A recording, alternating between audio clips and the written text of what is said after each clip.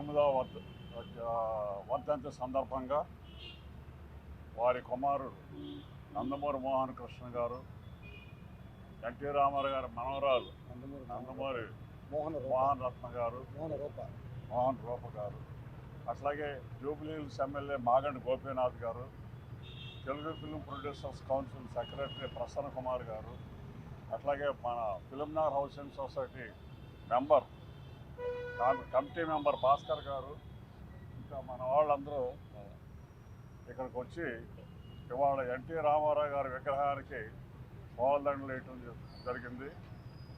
Film నగర్లో NT Ramarao గారి విగ్రహం అంటే ఫిల్మ్ ఇండస్ట్రీకి సంబంధించిన విగ్రహం. అది ఎన్టీ రామారావు గారు ఒక మనిషికి, ఒక ఏరియాకి సంబంధించిన మనిషి కాదు, ఒక ఆంధ్రదేశానికి, ఒక తెలంగాణకి సంబంధించిన మనిషి కాదు, మొత్తం ప్రపంచానికి సంబంధించిన మనిషి ఆయన.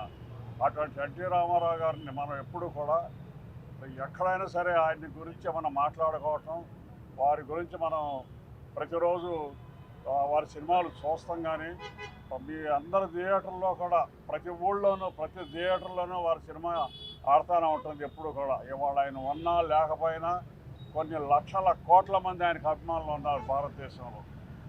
అందుకని ఇవాళ ఈ ఫిలిం నగర్లో ఈ కార్యక్రమం పెట్టినందుకు, ఇక్కడ మన వాళ్ళందరూ వచ్చినందుకు వాళ్ళందరినీ మనస్ఫూర్తిగా అభినందిస్తున్నాను. ఈ విగ్రహం పెట్టింది కూడా మన నందమూరి మోహన్ కృష్ణ గారే. వారు కనుక ఆ రోజున ఇక్కడ విగ్రహం పెట్టాలి అని అనుకోకపోతే ఇవాళ ఇక్కడ ఈ విగ్రహం కూడా ఉండేది కాదు.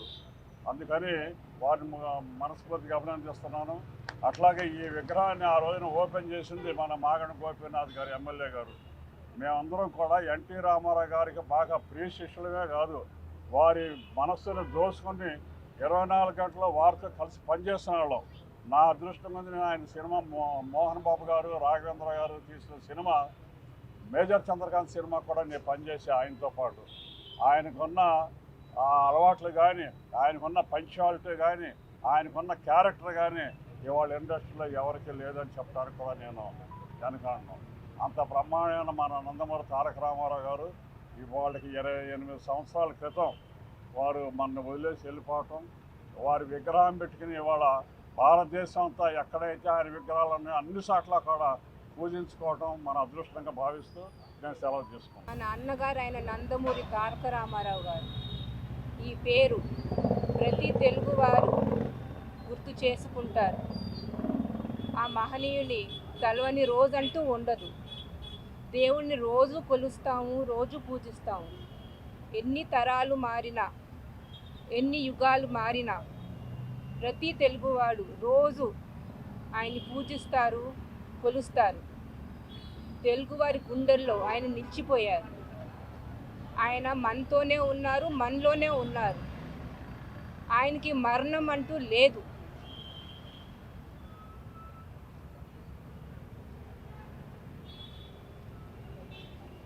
మన రైతన్న మహిళలకు, పేదవాళ్ళకు అందరికీ ఆయన ఒక ఆశాజ్యోతి. ఆయన ఎంతో మందికి ఆయన ఎంతో మందికి ఒక దారి చూపిస్తాం జరిగింది. ఎంతోమంది జీవితాలలో వెలుగు తీసుకొచ్చారు. మన రామరాజ్యం మళ్ళీ తిరిగి రావాలని, ఆ వైభోగం మళ్ళీ తిరిగి రావాలని ఆ దేవుణ్ణి కోరుకుంటూ మన తారక రాముని పేరు స్మరిస్తూ జై ఎన్టీఆర్, జోహార్ ఎన్టీఆర్. అండ్ ఇక్కడికి విచ్చేసిన పెద్దలందరికీ, మాగంటి గోపీనాథ్ గారికి, కాజా సూర్యనారాయణ గారికి, భాస్కర్ నాయుడు గారికి, ప్రసన్న కుమార్ గారికి, అండ్ ఇక్కడ విచ్చేసిన మీడియా వాళ్ళందరికీ పేరు పేరున నా ధన్యవాదాలు. చేసిన ఆయనే, ఒక రావణుడిగా చేసిన ఆయనే, ఒక కృష్ణుడిగా చేసిన ఆయనే, ఒక దుర్యోధనుడిగా చేసిన ఆయనే. ప్రపంచంలో నాయకుడు, ప్రతి నాయకుడు ఇద్దరిని హీరోలుగా చేసి ఇద్దరిని చూపించగలిగిన స్థాయి, సత్తా ఉన్న ఏకైక మహానటుడు అంటే that is only one and only NTR. ఆయన హిందీ రంగంలో 3 సినిమాలు, బాంబేలో సిల్వర్ జూబ్లీ అని, ఒకటి నయా ఆద్మీ, ఒకటి చండీరాణి, ఒకటి పాతాళ భైరవి హిందీలో ఆడినా కూడా హిందీ వాళ్ళు హిందీ ఇండస్ట్రీకి రమ్మన్నా, అలాగే హాలీవుడ్లో లార్డ్ కృష్ణకి రమ్మన్నా హాలీవుడ్ బాలీవుడ్ని వద్దని, నేను నా తెలుగు వాళ్ళకే సొంతం, నా తెలుగు వాళ్ళకే నా సేవలు అని చెప్పి తెలుగు వారికి అంకితమైన ఏకైక మహానటుడు ఆయన. ఇవాళ పాన్ ఇండియా అంటున్నాం, హాలీవుడ్ అన్నాం, బాలీవుడ్ అన్నాం, ఇన్ని మాట్లాడుతున్నాం. ఆ రోజుల్లోనే ఆయన అన్ని రిజెక్ట్ చేసి ఆ రోజుల్లోనే ఆయన పాతాళ భైరవి పాన్ ఇండియా సినిమా అయింది, చండీరాణి పాన్ ఇండియా సినిమా అయింది, నయా ఆద్మీ పాన్ ఇండియా సినిమా అయింది. అలాంటి మహానుభావుడు ఆ రోజుల్లో భారతదేశంలో ఏ ఒక్క నటుడు కూడా రోజుకి ₹1,00,000 తీసుకుని నటించిన నటుడు లేడు. ఆయన తర్వాత ఎప్పటికో అమితాబ్ బచ్చన్ గారు అందాకానం సినిమాకి రోజుకి ₹1,00,000 తీసుకున్నారు. అలాంటి రోజుకి ₹1,00,000 తీసుకుని ఈ కుటుంబానికి కోట్లాది రూపాయలు పెట్టగలిగే స్థాయిలో ఉండి కూడా ఇన్నాళ్ళు నేను కుటుంబం కోసమో నా కోసమో చేశాను, ఇప్పుడు నన్ను ఆదరించి నన్ను ఇంత వాడిని చేసిన నా ప్రజల కోసం నేనేమైనా చేయాలి, నా ప్రజల కోసం నేను ముందుండాలి అని అన్నీ వదులుకుని ప్రజల కోసం వచ్చి 1982లో తెలుగుదేశం పార్టీ పెట్టి 9 నెలల్లోనే రికార్డు స్థాయిలో ప్రపంచంలో ఎవరో సాధించలేని స్థాయిలో పవర్లోకి తీసుకురావడం జరిగింది.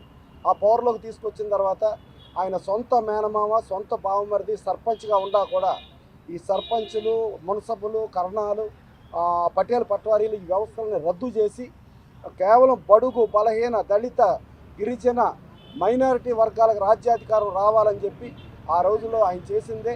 ఇవాళకి ఎంతోమంది యువత వచ్చి ఆ యువతలో మాలెండి గోపీనాథ్ గారి కాడి నుంచి చూసుకుంటే, కళా వెంకటరావు గారి నుంచి చూసుకుంటే, కేసీఆర్ గారి నుంచి చూసుకుంటే, కేటీఆర్ గారు ఎంతోమంది ఆయన నుంచి స్ఫూర్తి పొంది ఇవాళ ఈ ఇండియా భారతదేశం యావత్తు ఉన్నారంటే ఇంక్లూడింగ్ నరేంద్ర మోడీ గారితో సహా ఎన్టీ రామారావు గారి స్ఫూర్తితో నా రాజకీయాల్లోకి వచ్చారు.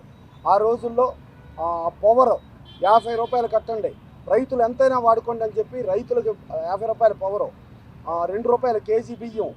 మళ్ళా తెలుగు గంగ ఎన్టీఆర్ శత జయంతి ఉత్సవాలు చూస్తే ఇవాళ ప్రపంచవ్యాప్తంగా ఎన్టీఆర్ గారిని ఓన్ చేసుకుని ప్రపంచం అంతా ఎంత గొప్పగా చేశారో మనం చూసాము. ఈ మధ్య కరుణానిధి గారు కూడా శత జయంతి జరిగితే ఆ శత జయంతిలో 1995లో ఎన్టీ రామారావు వచ్చి కరుణానిధి గారిని ఎలా ముఖ్యమంత్రి చేశారో వాళ్ళు చెప్పుకుంటున్నారు. అలాగే ఆ రోజున తెలుగు గంగ అంటే ఒక వెలుగోడు నుంచి మొదలెట్టి, ఒక చిత్తూరు జిల్లా నుంచి మొదలెట్టి మద్రాసుకి దాహార్తికి నా నీరుకి తెలుగు గంగ ఆయన చేసినవి అన్నీ చెప్పుకుంటున్నారు.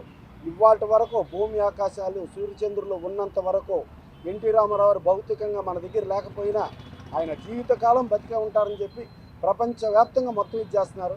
ఇవాళ ఈ కృష్ణుడు మన ఫిలిం నగర్లో కృష్ణుడు ఎన్టీ రామారావు విగ్రహం పెడతానికి మోహన్ కృష్ణ గారు, మోహన్ రూప గారు కారణమైతే దీనికి ఇక్కడ పెట్టించడానికి ముందుండి అవసరమైతే 4 రోజుల ముందు ఇక్కడే కూర్చొని మాగంటి గోపీనాథ్ గారు, భాస్కర్ నాయుడు గారు వీళ్ళందరూ చేయటం, కాజా సూర్యనారాయణ గారు ఫిలిం నగర్ హౌసింగ్ సొసైటీ నుంచి ఆయన పర్మిషన్ ఇవ్వటం, దీనికి ఇది మనది, మన కోసం కావాలి, ఆయన గౌరవంగా కాళ్ళు ఎగరేసుకుని మనం చెప్పగలుగుతాం మనం ఫిలిం నగర్లో మన ఎన్టీ రామారావు విగ్రహం ఉంది అని సూర్యనారాయణ గారు వాళ్ళ జనరల్ బాడీలో చెప్పటం.